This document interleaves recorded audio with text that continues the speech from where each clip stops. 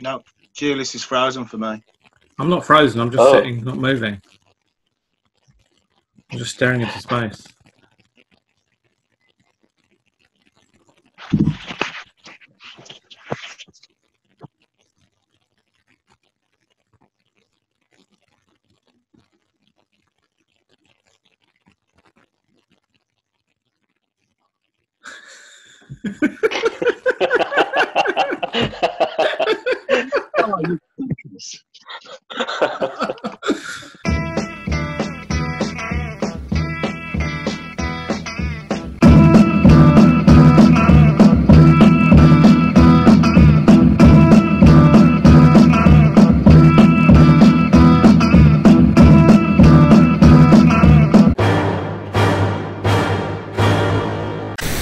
Citizens of the world, you are under my control.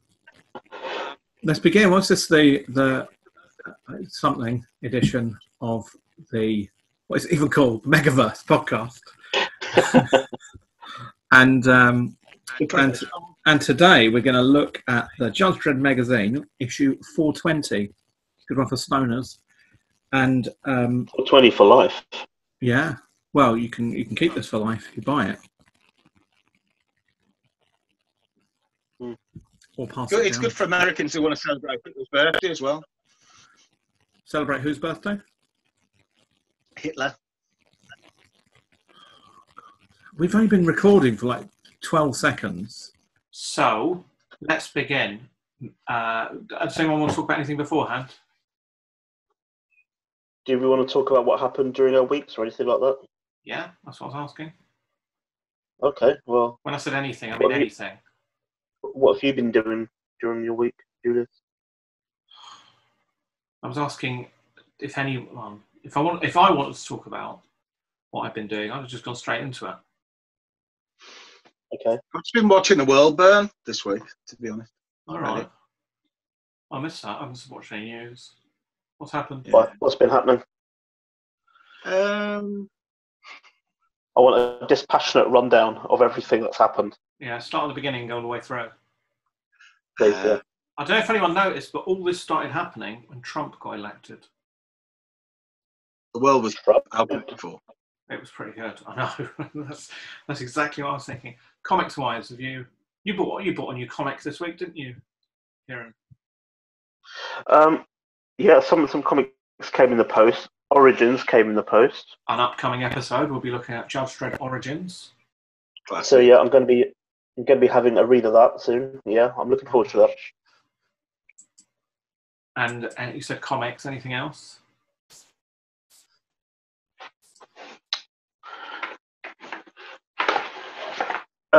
America, still going through that. Yeah. But no, that's it really. That's it. I haven't had anything else come in. So it was a misleading I plural. Is basically what you had. You misled me. You said me. You made some me. Comics came in the post. You then produced one comic. You then tried to ring it by showing something you already knew you had. So I just got to close the garden window. Someone's smoking a fat one outside.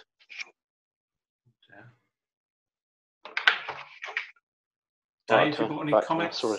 Yeah, I had the new Strontium Dog Search and Destroy collection come through, which is very nice.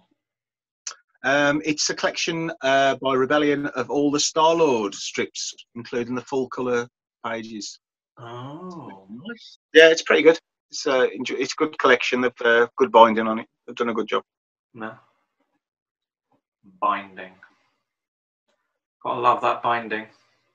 Yeah, and it smells nice as well. That's always good. I don't like it when you get a book and it really stinks. Yeah, some of the printing on some of the stuff comes through and it's really rank, isn't it? But yeah, the binding on the smell of this is quite nice. What do you think of the smell of old books? Lovely. Although it's usually isn't it the smell when it gets that nice smell, isn't it? Sort of like fungus or something like that. It's supposed to be quite bad for you, but I try and sniff as much as I can of it. Yeah. Yeah, I'll try to get a good huff of it. Yeah, it's nice. I feel sorry for the generations of the future who won't have any physical media. I mean, you can't really get that smell off an iPad, can you? But they do have pornography at the fingertips, so that's quite good. Maybe they'll make an olfactory upgrade for the iPad where you can smell what you're looking at. Scratch and sniff. Like that, yeah. But you press a little button and it emits a small scent of whatever it is you're looking at. Maybe not so good for porn, but for the books. No. Depends on the porn, I suppose. I guess so. Well, I don't particularly like the smell of spunk, to be honest. It's not something I particularly smell very often, but, you know, each their own. It's all over Kieran's books. All over the keyboard, mate. I've always said they should release, Release. high quality compilations of jazz mags. I think people would buy that. You know, like they do prestige versions of books. They should do like that of Parade and stuff. Yeah. I'd be up for Razzle 1987. That'd be fantastic. I missed that. Yeah. Just would they do it by year? Is that how they'd? Yeah, definitely. Yeah. So you could see how the fashions change. Just the articles, great articles. That's all I was on about, to be honest. Yeah. I did used to have a mate who we went round his house and we used to all say his room smelled like spunk and comics, which it did. But the only problem was it smelled like my bedroom as well. So I always felt a bit embarrassed about that. Didn't invite them around to yours so they could compare. No, that would have been a bit weird. Now Kieran's room's starting to smell like comics as well as it gets more and more. It's wonderful. Yeah. My room at the moment mainly smells of cats. Yeah. Do you have a band Joss sticks in there? No, I mean I don't really. No, I do have Joss sticks, but they're just too strong smelling. I think a rogue cat came into my room and peed somewhere. Right. Oh dear. Nice. Have you spotted? And I think I know which one it is as well. Which one? There's this ginger cat that lurks in my garden, and it's got a big set of testicles on it. Right. And I think that's the one that is coming in spraying all over my wall. Right. Yeah, it's not wee. No, it's not weed. No. So your room now smells of comics and cat spunk. Yeah. That's so niche. It is. What's even more niche is someone to spot the smell when they came over.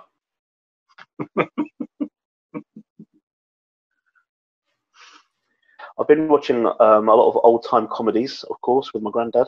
Oh, what have you been watching? Little Britain? Good. No, that's racist. I don't like that. I've been watching Post Selector. No.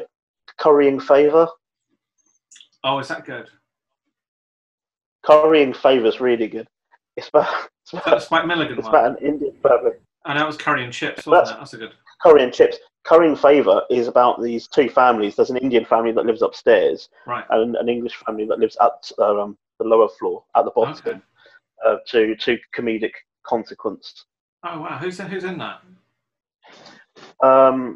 Arthur Hill is in that. Arthur Hill, oh, he's brilliant.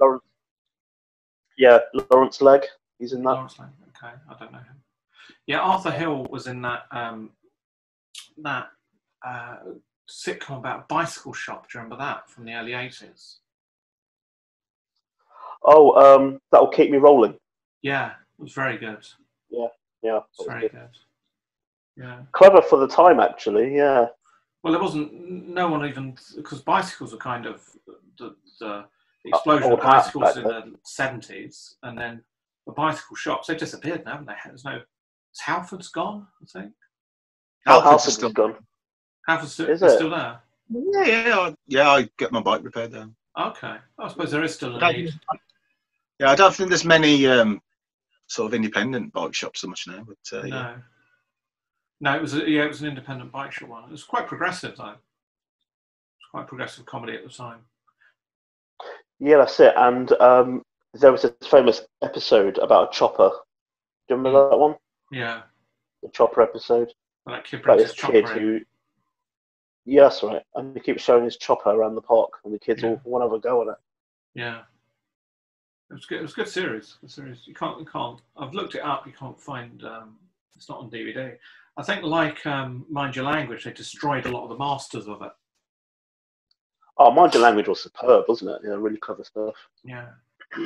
Is it your granddad you're looking after? Yeah, mainly, yeah. Yeah. Does he like the old comedies from the? Like, He likes watching 80s? the good old days. Right. That's like musical variety kind of stuff, and I think it's absolute shit. I hate it. It drives me up the wall. Yeah. There's a lot of stuff that they can't really show anymore, isn't there, as well? So I suppose they have to chop it all up, chop vast sections out of it that would not appeal to current sensibilities.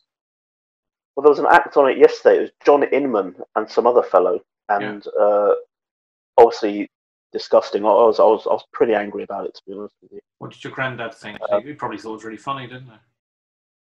He thought it was the best thing ever. Right. Yeah. It's the only sort of program that he likes to watch now, but I don't want to expose him to any more homophobia. I just turned it off. No. It's understandable because he's obviously impressionable, and you know, he might go just in 50 years' time to sort of like, you know, be really nasty. Well, he might start copying what they're doing, which would be very unpleasant. Yeah. But it's a bit going back to like cutting things out. It's a bit like Top of the Pops. I don't know if you watch the Top of the Pops on is it BBC 4 or whatever, or BBC 2? They show you each, and every now and again they skip a week when they've got Jimmy Savile and stuff like that. Yes. Yeah. Yeah. For some reason, he's persona non grata. No, he's did anyway. Moving swiftly on. Yeah, that's someone whose statues they should take down. I tell you. Is there a statue of Jimmy Savile? If there isn't, they should build one and take it down. Build one and then take it down. Yeah. Jim will fuck it. I think they had one and did take it down at the time. Yeah, they did. I think so. Wonder where it is now. eBay, probably. If they want to get rid of any statues, I need something for the garden. Nice to have a. Well, keep the kids away. It's like a scarecrow, but for whatever terrible crimes the person's committed. So let's dive straight in to because I'll edit out everything we've already mentioned. Let's dive straight into the magazine. So this is the Judge Dredd Megazine, as I've mentioned, issue 420. Cost £5.99 of your British money. I can't see what it is in other countries. They printed it so small I can barely see what it is in our country. And so we've got a Judge Dredd firing at not the reader, because that would be too aggressive. He's firing over to the side of a reader and the cover, backed by big old tank behind him, who's also firing somewhere. And it's by it's actually directly from the strip, isn't it? Because you've got the mushrooms in the background, if you notice. Oh yeah. And then where are the mushrooms? If you scroll right to the top, they look almost like mushroom clouds. Yeah. Are they mushrooms? I thought. Oh right, okay. Yeah. Yeah, okay. I thought it was just clouds. And it says, "Down on the farm, Dredd leads the raid to stop a fungal outbreak," which, whilst not a pun or sort of interesting in any way, it does at least tell you a bit of what is going to happen in the story. Do you guys enjoy this one? Yeah, I did. Yeah, I thought it was good. I think it's a great cover, but the arm just doesn't look quite right when he's holding the gun.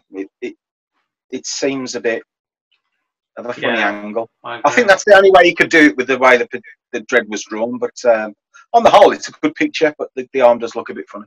Yeah, I think the arm. I think it might just be because the eagle is slightly at the wrong angle.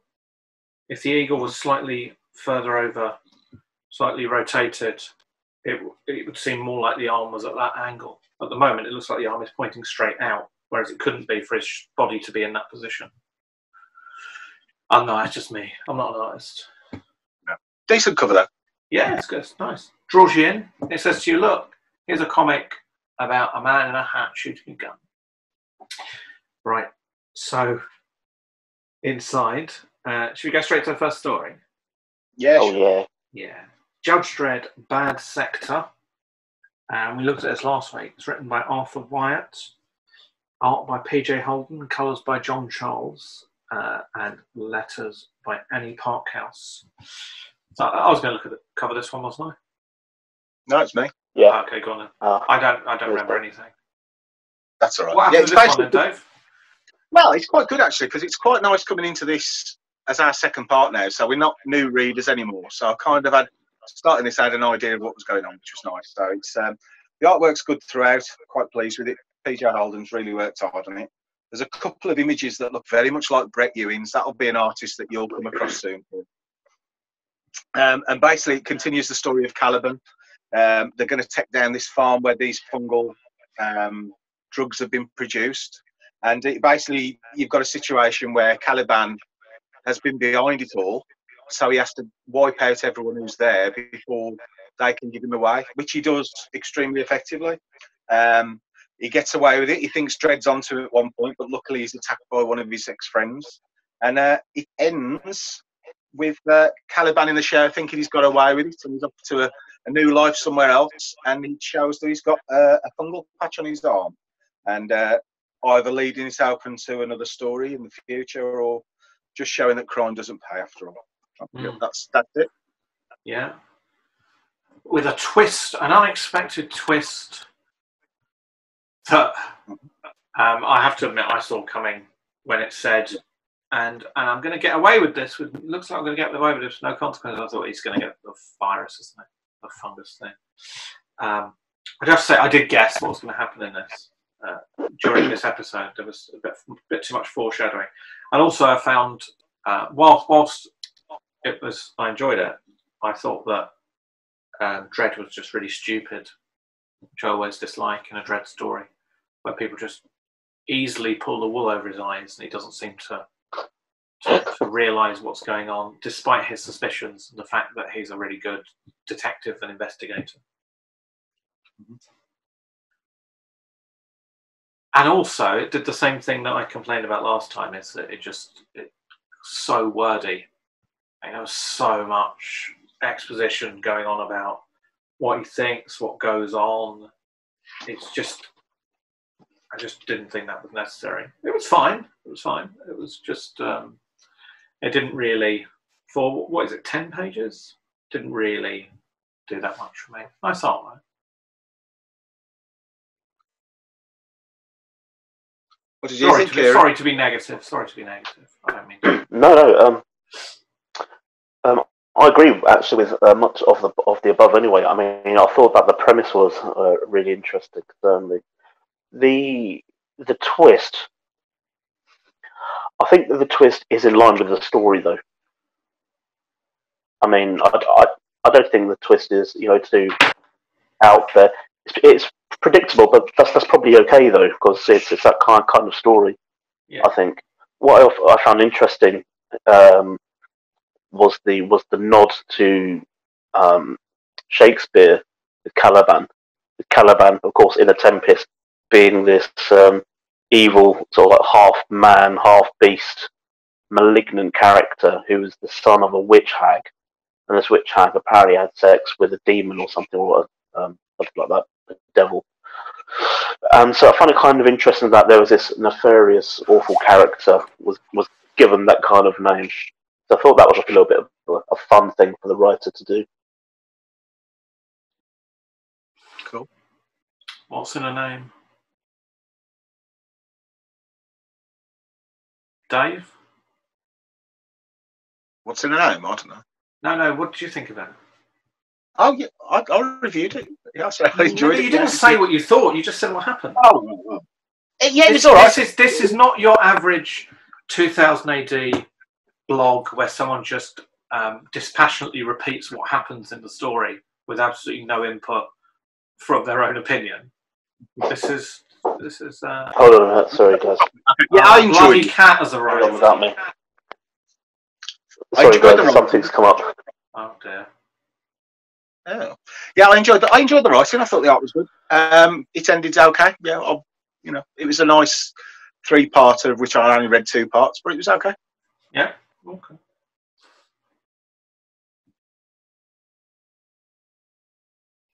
So you liked it then? Yeah, it's all right. It was all right. So you didn't like it? 6 out of 10. Okay.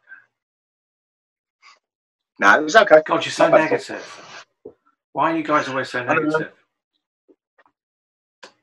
What story's next? Devil in War. Devil in War. Okay. Am I reviewing this one?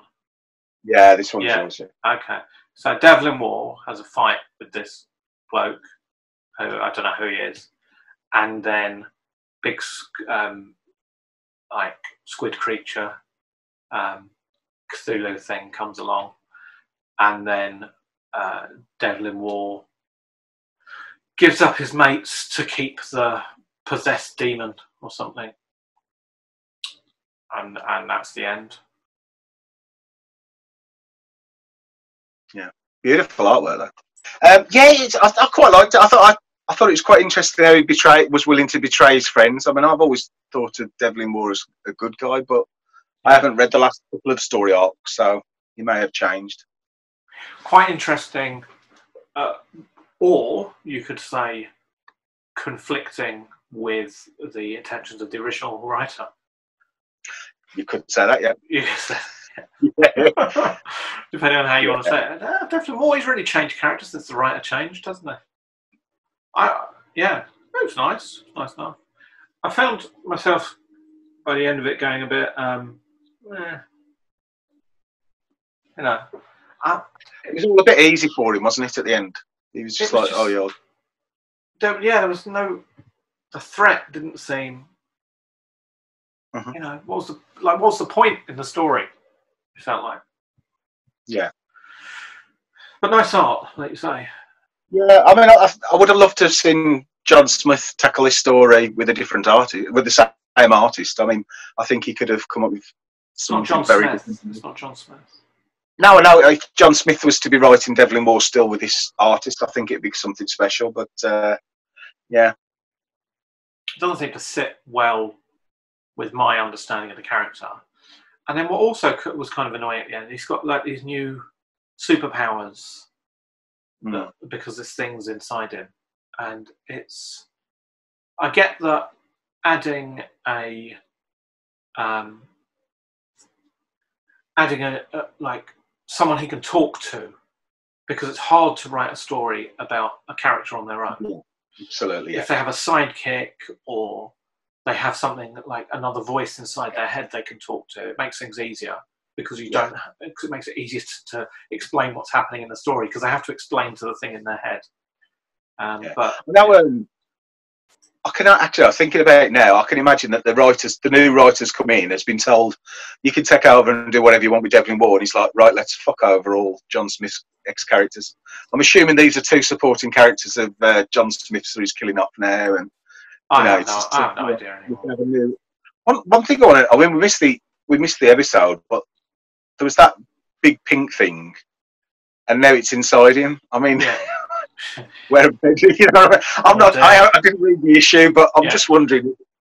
I'd hate to think they did that. But it was just a fight. It just seemed lacking. I just read it and thought, okay. I mean, you could have got that, as nice as the art was, and comics are part sort of art is a big part of them. You could have told all of that in a page or two. That's all 2000 IDs now, though, isn't it? It's just so much decompression. It's just it's ridiculous. I know. There was just no need for it, like you say. But the thing is, as well, when John Smith was writing it, he was gay, and he was a bit outre, but he was cool and gay. Yeah. And John Smith, as a person, you follow his Facebook, you wouldn't. Okay, you'd know he's gay. You might know he's gay if you followed him for a long time. Yeah. But he's not like raving. Do you know what I mean? And it just it seemed like it was just so on the nose. It was uncomfortable. I mean, I don't know if Alice Cott's gay himself or whatever, but it was almost like it was written by someone who wasn't gay. I think he is. But it's just it just didn't sit with the character. It was kind of trying to be, but too OTT, I think. Yeah.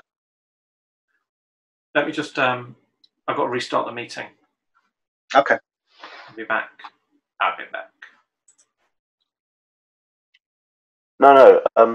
First, I want to apologise though for having had to rush off like that. Yeah, there's definitely more. What I read, what I found that quite striking was that very little was happening. Oh. That in itself, I thought was kind of interesting to see, because I'm not used to seeing media where not much is really happening. There was a bit there where sort of there was this death and this great, like, all this blood spurting out everywhere and that kind of thing. To me, it had something erotic about it.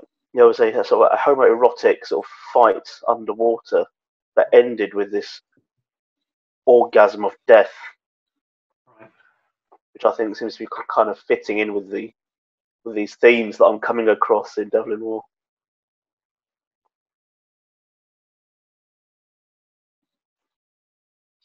All right, next one. Kieran, do you want to do Blunt? Because no one else Was I supposed to do Blunt? No, but no one else wants to. Oh, then no. All right, so I'll do Blunt. Hey, I'm going to struggle with Lawless enough as well. So Blunt, this robot thing, has some kind of Buddhist understanding involving dragons that are also DNA and trilobites. Speaking of which, my computer is so old, right? It's got a trilobite of data, and then it goes, and then some people say some stuff, and they recap on stuff that's already happened in the last episode, which is the only one I've read of this. And then they get attacked by some monsters, which you have to on page 3 for get attacked by some monsters, because that's if you're working on a formulaic writing style, action has to happen on X page. And then to go back to the bloody robot again, there's some monsters attack, and then there's all aliens at the end. And by the time I got to that point, I just thought, what's the point? It's like going, here, we've got a threat, right, that we can't fight. And also, here's an even bigger threat that we can't fight as well. It's like, that is meaningless. You haven't even dealt with the first threat before you get to the second threat. It's just that if you ladle on more threats, it doesn't increase the threat. They're still going to die. Or they're not. They're going to win, obviously. But it just... I mean, to me... Just looking at it, much like what you're saying there, I felt that the writer who of course I don't know, being new to all this, it felt like there was a throw enough stuff and see if it sticks kind of attitude. I think it would have been a much more compelling episode really if there was like one threat or one major threat and perhaps like a sub threat. Yeah. I think everything else was just like a bit too much, and I found it intimidating because I'm thinking that there's so much happening here that I don't know about, because there's all these threats, all these different parts of the story.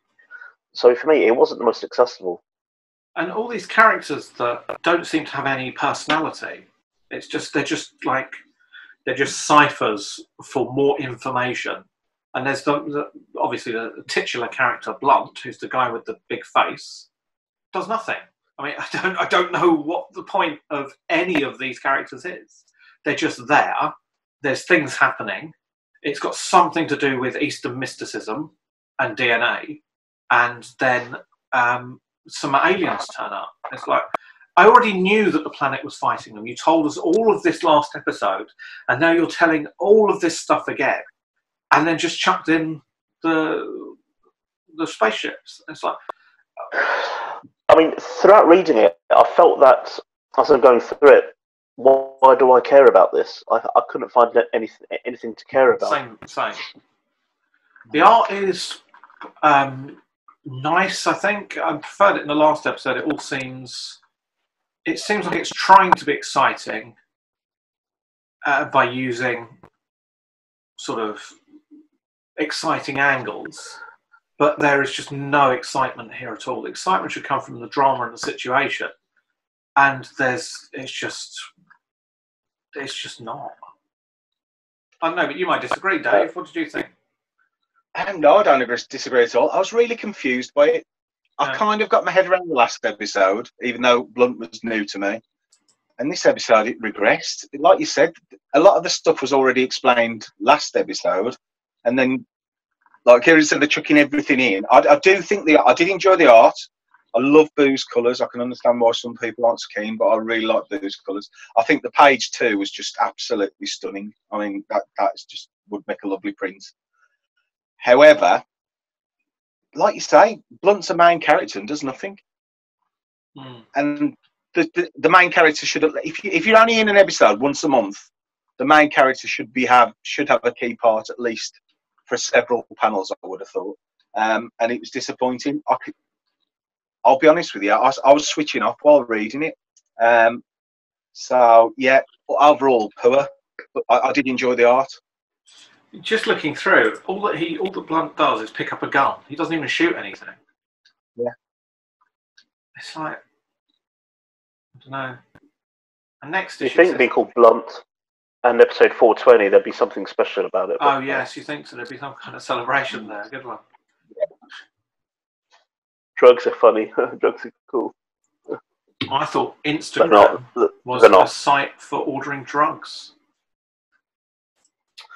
Oh, I thought Tinder was an app for starting fires. Oh, hello. I thought Snapchat. I thought Grindr was an app for spot welders. I thought that Snapchat was a forum for discussing the popular card game. I thought Zoom was an app for the Fat Larry Band. That's good. Appreciators of. And the Fat Larry Band talk to each other. I thought Grindr was an app for coffee lovers. Oh, there you go. And not homosexuals. They can love coffee too. Casual hookups. It's not mutually exclusive. Grinding their beans in hedges. All right. So, back to the comic. Why we are here. I tell you, I start with one great joke, and you drag it down, you lot. So yeah, I think I'm safe to say. What the hell was that? Is that your fart machine, what was that? Dave? My bloody phone going off. Sorry. Oh, I used to have a fart machine. I can't find where it is now. Yeah, no. It's called your bottom. So I don't need one. It's called your bum. Right. So next we got an advert functions. for Hilarious. the Smash comic. No one's fallen our lake yet, have they? Which we'll just skip past. And then we've got some articles, haven't we? Mm-hmm. So we got an article promoting the Smash comic, which I read for once, because I don't always read articles. It's a lot of words, very little payoff. And it seemed interesting. I don't know that it would tempt me to buy the Smash comic if I read it. I enjoyed it. I think it's quite a good comic.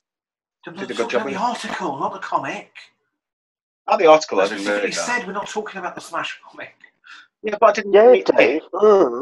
You said I don't know if it had convinced me to buy it, and it didn't convince me because I'd already bought it. But it might have convinced me if I'd have read the article. I might have to cut that noise that Kieran did out now. What? What? Because it might be offensive. To whom? I don't know. Someone. Well, you can do it. No, I've got to cut that out now. I'm going to have to actually listen to this back through, aren't I? We got another article about Ghost Town, which I didn't read because I started reading, and then I just thought I'm not going to read this comic anyway, so it doesn't matter.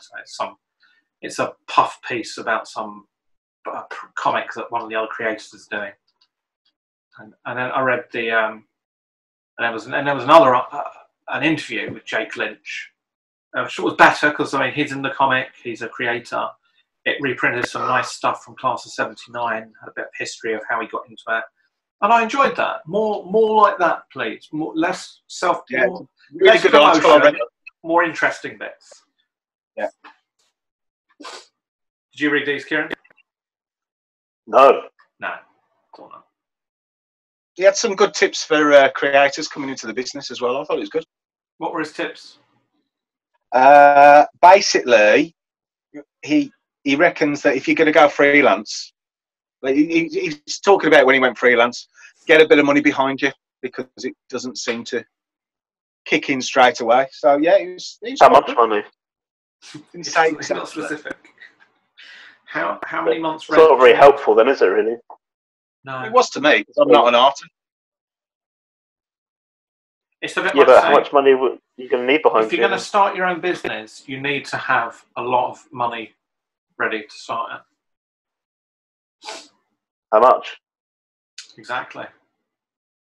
Well, I was always told So it takes you about 3 years to bed in, so you need at least 3 years worth of money on that.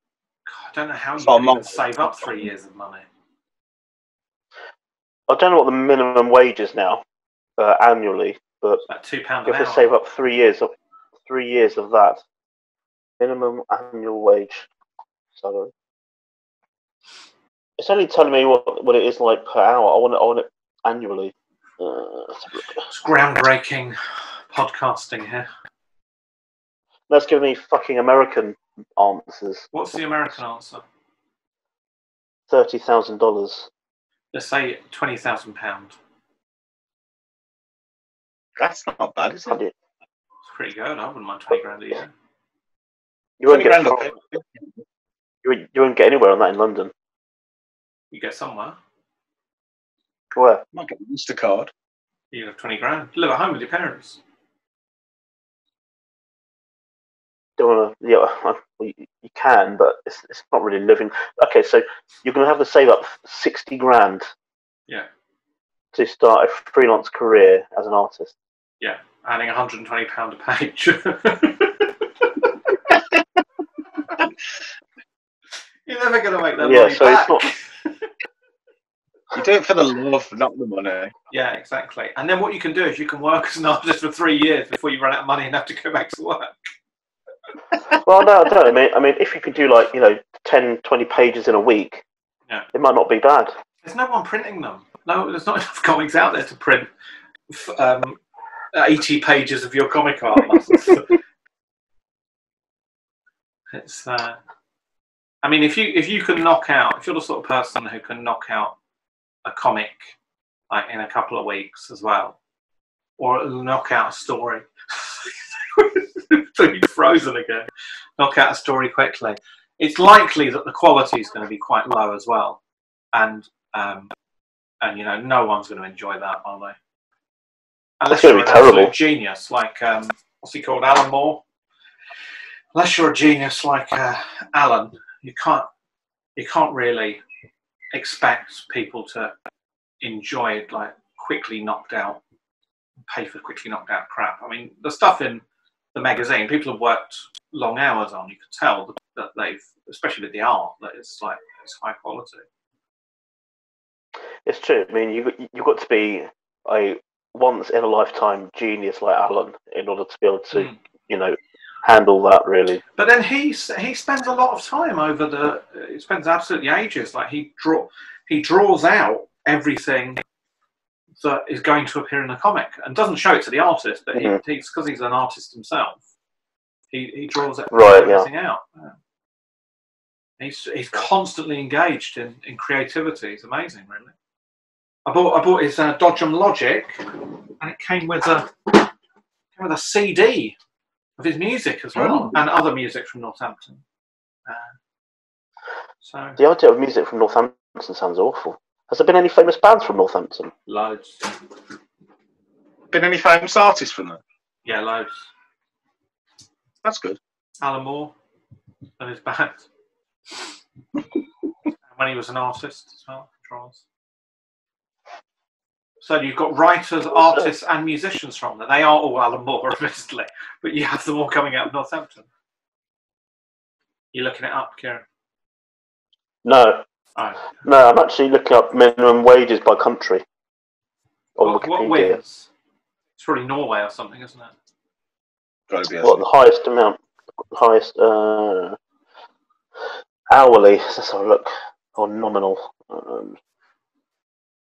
dollars. Let's have a look. Would you believe it, Austria? Austria. Ooh.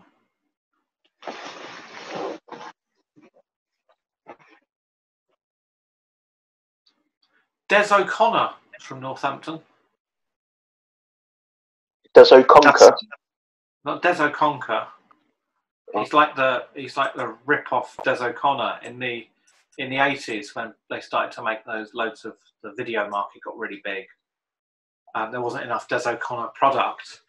A bit like Bruce Lee, you had all these Des O'Connor knockoffs coming usually from Hong Kong, and Des O'Conquer was one of the most famous of those. Stuart Pearson Wright, I don't know. Joe Wiley. Joe Wiley is from Northampton. Faye Tozer from Steps. Don't know who that is. I've got a story about H from Steps. We'll get to that in a second. Hang on, I'm still going through these. Who else is there? Tommy Ross, the cartoonist. Oh yeah, the famous cartoonist. Yeah. Whispering Bob Harris. Oh. Ray Gosling. Errol Flynn. Errol Flynn was from Northampton. I don't know if they were born here. Jamie Delano, the writer of Hellblazer. Really? Cool. Yeah. Adds more weight to my theory about Jamie Delano and Alan Moore. Yeah, absolutely. Yeah. Another Alan Carr, grew up in Northampton. His father, Graham Carr, managed Northampton Town FC, which I assume is a football club. Yeah. God, would you believe it? Would you, Adam, believe it? That Joan Hickson was born in Northampton. Oh. That's the old dear he used to do Miss Marple. Okay. Toby Anstis. Toby Anstis? Anstis, turns out, is still alive. He's 49 years old now. Can you believe it? Right, so anyway, back to the comic. So now we've got the zombie army. That's mine. Is that yours? It's mine. Yeah. I've just got to say, just for people watching, I know we seem quite negative at this point, right? But the zombie army comes on the back of it follows Blunt, which was like a rehash of the last issue and didn't fully make sense. Devlin War, which nothing really happened in, and the first story, Judge Dredd, which was pretty good. It wasn't the best Judge Dredd story, but it was pretty good. And now we have the zombie army. So, well, the good thing about it is it's the last episode. It'll be back, I'm sure, when the next game comes out. Can't see it. Yeah, if they have another game, yeah. The positives I'll take from it are the art was okay, the colours were fine. I like the lettering. But in terms of the story, it's awful. Mate, it was just... That's the poll quote for the graphic novel. The art was okay. Yeah. Basically, they're going along. They're trying to destroy the zombie summoner, who will then make them able to be able to take down the normal dead people who are coming back.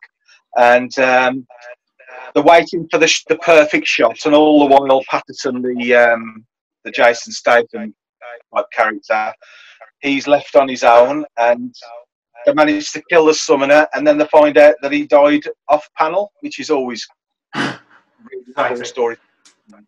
Hate that.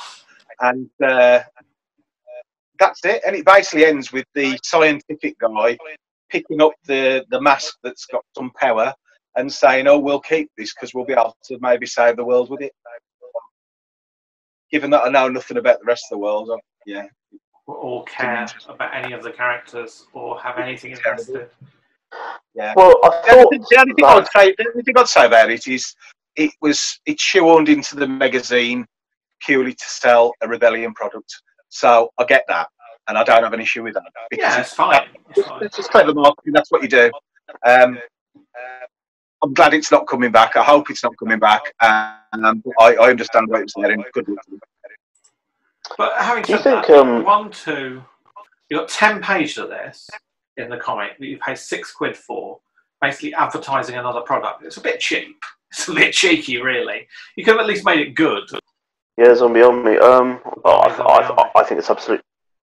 I think it's absolute dog shit. Killing a summoner. Yeah, I just didn't care about the story. To me, it's just another zombie thing. And the zombie sort of thing was popular about what, 10 years ago now? Yeah, well, it's still popular, seemingly. But... Why don't they do something really new and modern, like vampires? How about that? Oh yeah, it's a massive. I mean, if you're into zombies, you know that you take down a zombie by shooting them to the head, which is what they were doing.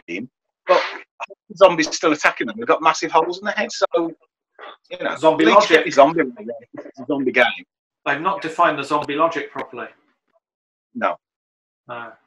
What is zombie logic? What's that? Well, every character has a defined way of how it acts. So you know how a vampire acts, right? Vampires are slightly camp, upper class, usually men, seductive, goths, and they like sort of seducing you and then drinking your blood, kind of thing.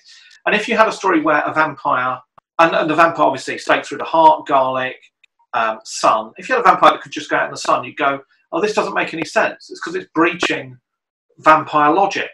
It's already there. Zombies have such a vast number of zombie stories. If you're going to break with zombie logic, you need to explain why or what the zombies are at some point. Maybe that happened earlier in the thing. It said, "Oh, these zombies can be shot in the head, and we don't care." But it's just like it just looks, everything in it just looks so lazy and as I said, it's just loads of shots of people just firing guns at nothing because no one can be bothered to draw any impact or... Yes, they're firing guns or they're looking through scopes. Yeah. Looking through the sights. Did you? I don't know if you saw the bit. I can't remember what part. There was a part where Patterson, the guy who ends up getting killed, he stood on top of the truck firing at people saying, "Come on, you bastards." Yeah. It doesn't look anything like him. I mean, no. So I thought it was one of the other characters, and I was trying to work out who this person was and how, where it had come from. It just looks nothing like him. So yeah, that was not great. And I just like I didn't. Oh, you're right. It actually looks nothing like him. No. He's gone from being blonde to being a brunette. And having longer hair. Well, I don't think that's him. I think there's other characters also firing guns that are intercut. With him, it's just stupid. It's just awful comics, awful storytelling, awfully written, terrible dialogue, utterly pointless in it actually being there because it's just a promotional tool. We shouldn't really spend this much time on it, really, because it is so unbelievably worthless. But if you're paying £6 for a comic and you get that piece of shit stuck between a couple of pages, it changes your view of the whole product. You look at the product and you go, look, okay, I've had this all right Judge Dredd story. It wasn't the best Judge Dredd story. Followed up with a Devil in War story where nothing really happened. A Blunt story that was just went back over what we already looked at. And now this, which is just fucking awful. Your view of the comic at this point, when you get to Lawless, which is the best thing in the comic, is just, this is crap. Why am I reading this? Yeah, so when I was first talking about this with you, Megaverse, and I think in the previous episode I was asking about the price and all that, I was thinking £6 sounds like great value. There's a lot there to read. It sounds like great value, but this episode I would be asking for my money back if I could. It's I agree, really quite poor. It feels like the next bit does reveal it a bit. Well, here's another thing as well. A lot of these stories are ending this episode. So 2 stories are ending and the Dread's ending, and they're just ending on whimpers. You're kind of like, let's just dispatch this and get the next story in. And it's like you should end in a way that makes you go wow at the end of a story. that was great. I feel good about investing the time into that. And for me, that's not happening so far. Lawless. Who's doing that, Dave? I think it was supposed to be Kieran, wasn't it? Oh, okay. Go on. Yeah, it's supposed to be me. It's supposed to be me. Probably quite confusing. It was quite a confusing episode. It's really confusing. Yeah, to be frank, even from the last one, because we started. I prefer you to be Kieran. You're reading. I've been struggling to make too much sense of what the story is really about. I understand the artistic aesthetic of it and the literary narratives, but I still don't really understand what's going on. I see that there's a Mexican standoff with Meta. Is it? Yeah. Can you still say a Mexican standoff? It's not offensive, is it? You say Central American standoff. Maybe best to stick to that. Okay. Well, Meta, for those Buddhist scholars watching, as they'll know, is Pali for love, like a compassionate type of love. Mm-hmm. So I thought that was kind of a peculiar choice of name. But yeah, so there's this Mexican standoff and Central American standoff, yeah. The Central American standoff, sorry, against some chick who's got like half her face burnt or something. Good. She looks yeah. Huh? Oh, so the rich, okay. Amazing. She looks a bit like Simon Weston if Simon Weston was hot.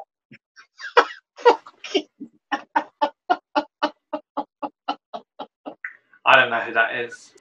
It's a footballer.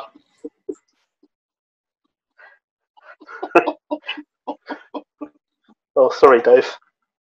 Oh, that was good. Carry on. Poor Simon Weston. Yeah, and so there's this witch, and there's this Central American standoff. I actually struggled, just like looking at it even, because the speech bubbles, I think, from the witch, there's this sort of mix of uppercase and lowercase, which made it hard for me to read. Also, because of the artwork, which I think, by the way, is actually really good, I think I might have some kind of sight issue because I noticed the white spaces more than the coloured lines in the drawings. So it's like quite hard for me to actually visually take in. Who is the chap that comes into town blowing people's heads off and stuff? Dave. That's Rondo. He's basically very much a man with no name, and he was, yeah. You knew it was going to come at some point, but this is the first time he's really let go in the strip. Right, yeah. So it clearly has this sort of, obviously, this sort of very strong kind of like Western kind of vibe. One thing that I had one sort of gripe with in terms of stylistic choice was the sort of steampunk flying goggles on a top hat. It's such an annoying cliche now.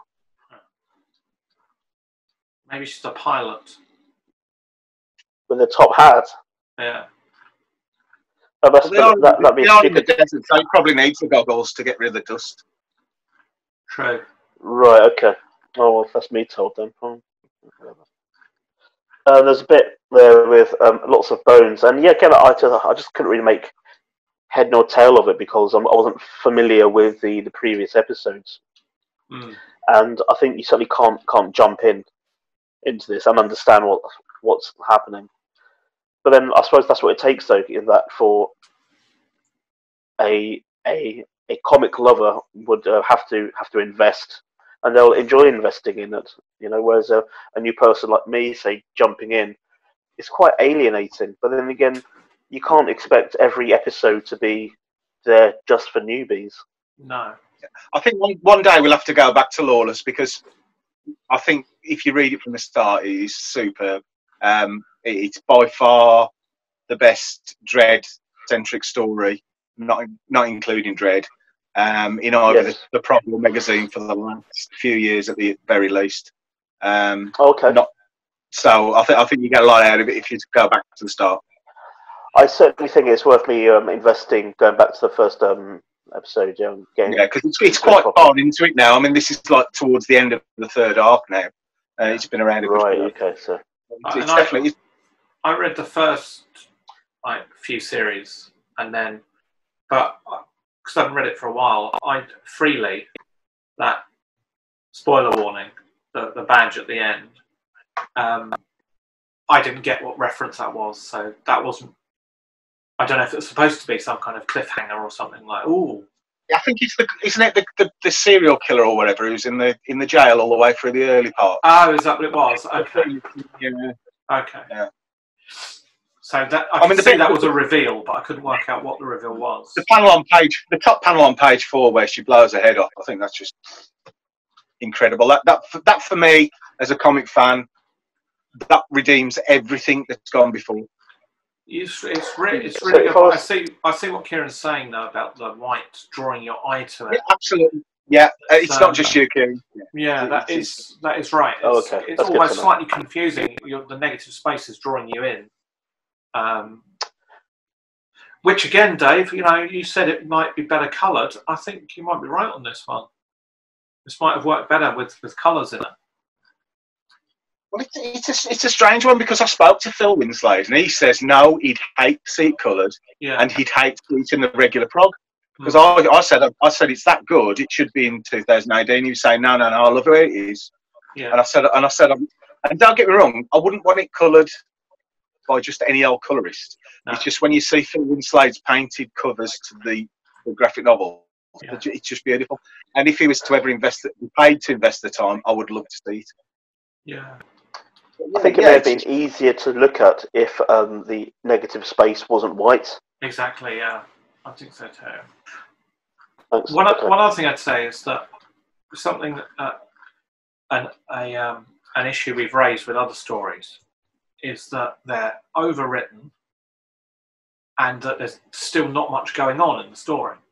Lots of flapping around, but not much swimming. Whereas this has a great balance of writing and art. It's not overwritten, and there's loads going on. And like every panel where she's shooting the woman in the head, the witch in the head, you don't have a load of dialogue also explaining her feelings, and like the other stories seem to be doing while this is going on. So this is the difference, isn't it? This is the working difference. at a completely different level of comics. Because it's Dan Abnett. Dan Abnett is probably 2000 AD's most consistent writer. Certainly in the top pantheon of writers for 2000 AD ever, and he's also a professional writer in America. And you can tell, and he's obviously doing this for love, not money, because I'm sure he can earn more money in America, and it's just wonderful. It's really good. Like I say, for £6, that wins it for me. I'm very happy with that. It's by far the best. It's by far the best story in there. Yeah, without doubt. Even though there are bits I didn't know I couldn't get. Because I didn't realise that he also wrote for Games Workshop. Yeah. Dan Abnett. He went to. I thought I recognised the name. He went to Oxford with Stuart Lee. Did he? Oh, okay. Now I'm not saying that Oxbridge writers are better, but he is.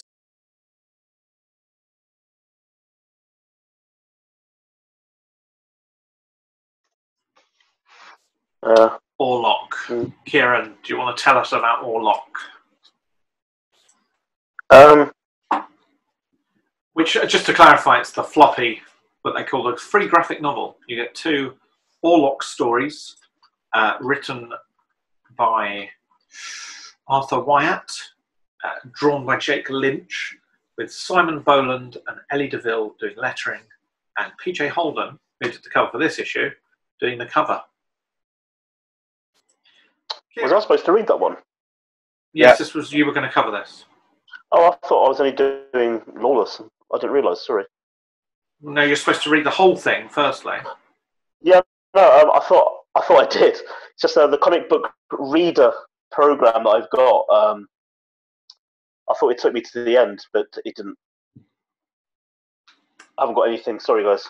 So you didn't read this? No. Dave, do you want to do Warlock? Yeah, I'm sorry about that, guys. I haven't read it since it was in the prog because I thought, well, Kieran's doing this one. Yeah, I'm sorry about that. I like the art. Yeah. It's not the best in terms of floppies they could have put in there. It's just all been done before. Warlock infiltrating and causing mayhem, and just the twists I found were completely redundant. There was no need for him to pretend to be this, to do that, and it's just like. And then that was in the first book, and then the second book it was like there were all these characters like straight out of Savage Dragon, people riding crocodiles and stuff like that, and they're in it for a second, they all die, and it's if it was making some kind of parody of that kind of thing like Garth Ennis did in Hitman, then there'd be a reason for that, but it just seemed, I just don't know what its point was. And also, even beyond that, the fact that they're making a series about Warlock as a character is dead before this story even starts. There is absolutely no tension that something might happen to him in the story. So threatening that he might die is completely pointless. I just wish they'd also stop putting the floppies from like probably 1900 and something. It's like it's not that long ago. It's like 4 years. I mean, there's better things that could add into a floppy than this. Such as, what would you like? Well, I mean, if they're not going to reprint them, stuff like just. I mean, you could even do things that are in the Rebellion trade paperbacks, stuff like Mean Arena or anything. That might stop people buying that. They've already printed Mean Arena. It's about 5 million episodes, and it's rubbish. Yeah, but they've only done it in the Extreme Edition, haven't they? They could buy that. They haven't even sold out all those from the shop, have they? Yeah, no, I bought it. I had to get it off eBay. There's 3 issues, yeah. Did you enjoy it? It was. It's painful. So I remember reading what sank the Extreme Edition. Yeah, I read it at the time, and I loved it when I was a kid. Reading it as an adult, I thought it was pretty poor, apart from the Steve Dillon stuff. Steve Dillon's great. The art's nice. It's good fun. The art was great throughout. I mean, there's some good Bradbury art in there as well, but yeah, on the whole, it wasn't great. Kieran, but then it's still better than Warlock. Well, that's great that we get to the last story and no one's bothered. I fucking suffered through this so that I could at least bounce off your ideas. That's why you're the host. Yeah, I know, but I don't want to have to read this. I gave up on it when it was in the comic. I don't have to then read it again, and I did. Why are you giving me the shittest things to read? Because that's the point of you being on the show. Funny? Oh, yeah, okay. Oh, God, one of the other things that really annoyed me with Warlock was there's all these nods to like the history of Judge Dredd, like, oh, look, Judge Fish is in it. And it's like, just fucking give it a break. I really hate it when writers, usually newer writers, come in and they try to go like, look, I know about all the 2 stories I've bothered to read of Judge Cal and the Cursed Earth. I'm now going to repeat to you all the stuff that I've learnt from it.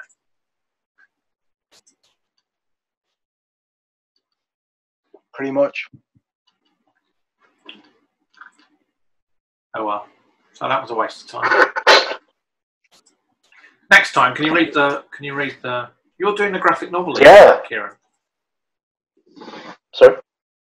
I just feel sorry for the people that have started watching this in the hope that they were going to really enjoy your analysis.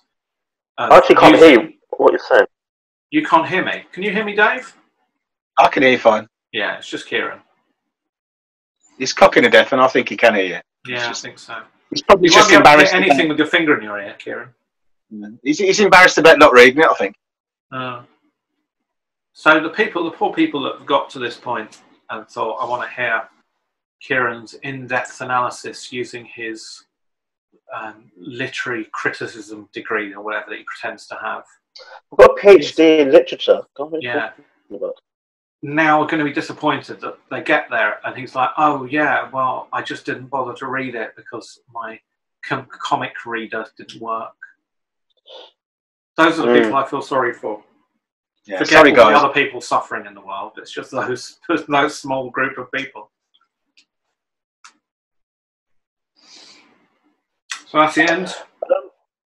So let me just ask, Julius, you're going quite blurry as well now. Dave, is Julius going blurry? No. Are you okay, mate? You're not having a stroke. Yeah. Is it down the left side? I could be having a stroke, but you won't be able to tell. Is that why you weren't reading the comic? Yeah. That's it. Yeah, I was too busy. Masturbating. Do you know, these days there's just no sensation anymore. It's just nothing. Just no sensation to it. It's like bringing out a wet towel. Dispassionately wringing out a wet towel. Should we say goodbye to everybody? Bye-bye, everybody. Goodbye, guys. Bye-bye. Bye, everybody. Bye-bye. Bye-bye. Bye-bye. Bye-bye. Okay. Can't believe you didn't read the fucking comic. Who is your daddy and what does he do?